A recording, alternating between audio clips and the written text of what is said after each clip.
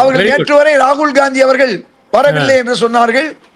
இன்று அவரும் வந்து விட்டார். இன்று நான் அவரோடு தான் காலையிலே பொன்னேரியிலே இருந்தேன். பல ஊர்களுக்கு சென்றிருக்கிறார். நாளை மறுநாள் முதல்வர் ஸ்டாலின் அவருடன் கலந்து கொள்வார்.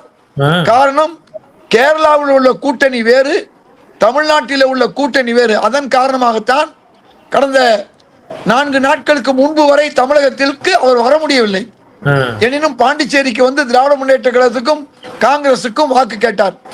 இப்பொழுது அவர் வந்து விட்டார். இந்த ஒன்னத்தான் குறையா சொன்னாங்க, அந்த குறையும் இப்பொழுது நீங்கி விட்டது. அப்படி பார்க்கும்போது ஏற்கனவே கட்டுக்கோப்பாக இருக்கக்கூடிய திராவிட முன்னேற்ற கழக கூட்டணியிலே கூடுதலான பிளஸ் பிளஸ் பிளஸ் தான் சேர்ந்து இருக்கிறது. அதிமுக கூட்டணியிலே மைனஸ் மைனஸ் மைனஸ் என்ற நிலையில் தான் இருக்கிறது.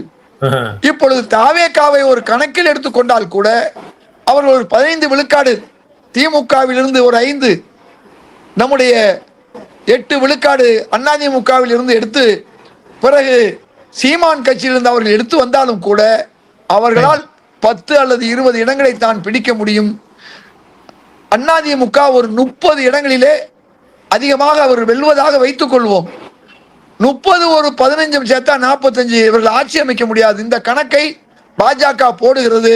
இது தப்பு கணக்கு. ஆகவே முழுமையான ஒரு மெஜாரிட்டியுடன் திமுகவே ஆட்சி அமைக்கும்.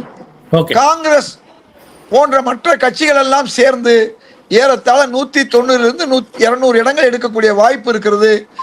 தமிழ்நாட்டிலே இன்னைக்கு பிரச்சனை என்ன என்று சொன்னால், பாஜகவுடைய விரோதம் தமிழக மக்களிடம் இருக்கிறது.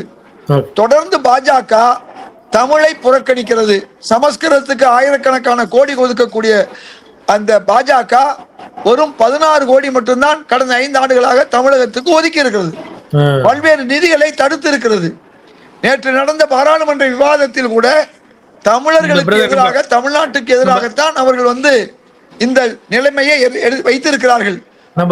தமிழ்நாட்டு மக்களுக்கு பாராளுமன்ற இடங்கள் குறையக்கூடிய வாய்ப்பு இருக்கிறது. இவையற்றெல்லாம் பார்க்கும்போது பாஜகவுடைய கூட்டணி சேர்ந்தது அதிமுக ஒரு தற்கொலை செய்து கொண்ட நிலைக்கு சமம்.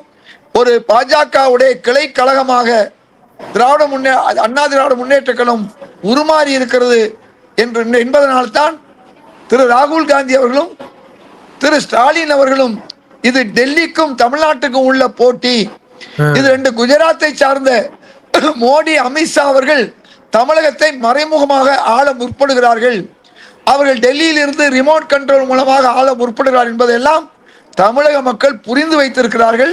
பாஜக தமிழர்களுக்கு செய்த துரோகத்தை மக்கள் உணர்ந்திருக்கிறார்கள். ஆகவே எந்த நிலையிலும் பாஜக நேரடியாகவோ மறைமுகமாகவோ வந்துவிடக் கூடாது என்பதிலே தெளிவாக இருக்கிறார்கள்.